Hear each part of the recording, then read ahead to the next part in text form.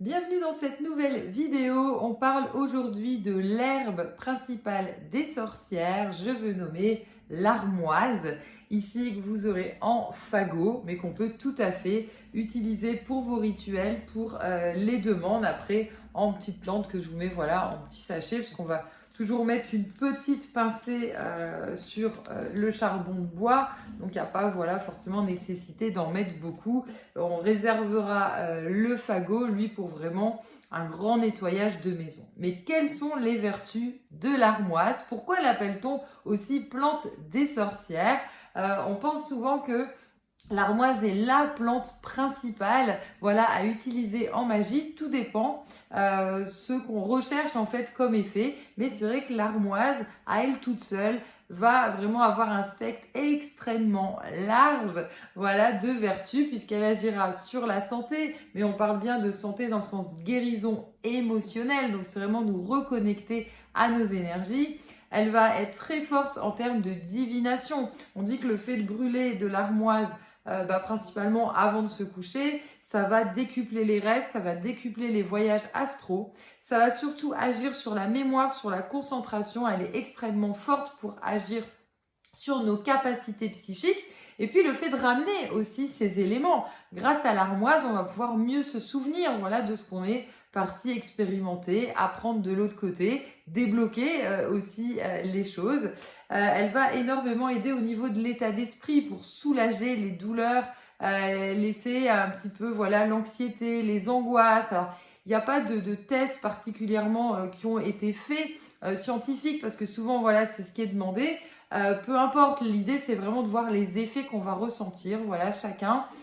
Il y a beaucoup de personnes qui portent l'armoise vraiment comme plante principale, vraiment principale, dans les effets qui vont comme ça les soulager, leur faire du bien, et puis vraiment les connecter, parce que quand on dit dimension spirituelle, l'armoise c'est vraiment dans tout ce qui va être divination et connexion. Elle va vraiment nous aider à pouvoir ouvrir le champ des possibles, aussi bien au niveau de l'esprit comme j'expliquais, puisque elle va décupler au niveau de la concentration et de la mémoire. Donc on va se dire mais c'est le cerveau. Oui, mais pour justement éviter de chanter toute une partie en fait qu'on capte, et que le cerveau matériel et humain va avoir tendance à chanter de côté par rapport à l'éducation, par rapport aux valeurs.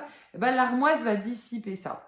C'est vrai qu'elle a été fort utilisée aussi dans des infusions, alors c'est des utilisations ici qu'il faudra vraiment réserver à de l'alimentaire. Là, on parle uniquement plus de fumigation et de brûler de l'encens, parce que tout ce que vous ingérez, il faut toujours faire attention, ça peut provoquer d'autres effets indésirables. Mais on est vraiment sur les bienfaits au niveau de l'encens lui-même. Vous pouvez tout à fait mélanger l'armoise à d'autres plantes, un mélange qui est vraiment très efficace et très connu, c'est mélanger avec le bois de santal. Le bois de santal qui nous vient plus d'Inde, l'armoise qui nous vient plus du côté et utilisé côté Asie. Mais les deux ensemble, on est vraiment sur quelque chose de très fort, dans le sens où on retrouve la divination et à la fois l'ancrage à la terre grâce au bois de santal. Les deux mélangés, c'est vraiment idéal et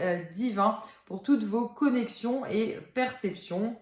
Et comme je disais, on parle vraiment de guérison émotionnelle. Donc vous pouvez tout à fait après mélanger avec de la lavande pour booster encore plus les connexions. À vous de faire les mélanges. Et puis pour tout ce qui est protection, purification, on peut tout à fait l'associer à de la sauge, à du benjoin, avec du pontifical.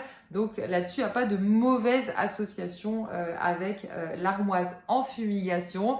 J'espère vous avoir donné envie de travailler avec cette pierre, nommée parfois à tort plante des sorcières, qui peut à la fois attirer comme rebuter, parce que ça peut faire peur, alors que c'est tout l'inverse. C'est vraiment parce qu'elle a tellement de bienfaits, utilisés depuis des millénaires, qu'on a vraiment envie de l'utiliser.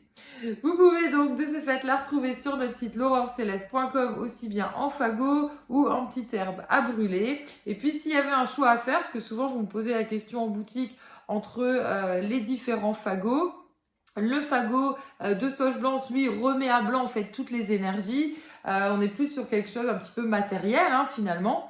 L'armoise, on va être plus émotionnel, hein, on va être plus s'il y a eu des disputes, s'il y a eu des séparations, s'il y a vraiment eu des choses qui ont marqué le lieu, mais vraiment émotionnellement. Et puis le fait qu'on veut vraiment en faire un lieu avec une dimension spirituelle vraiment à part, avec une connexion forte, on est plus sur l'armoise parce que la sauge, c'est vraiment dissipé. L'armoise, c'est plus connecté. Donc voilà, ça va être vraiment la différence entre les deux. J'espère vous avoir donné envie de travailler avec elle et je vous dis à très bientôt pour une prochaine vidéo.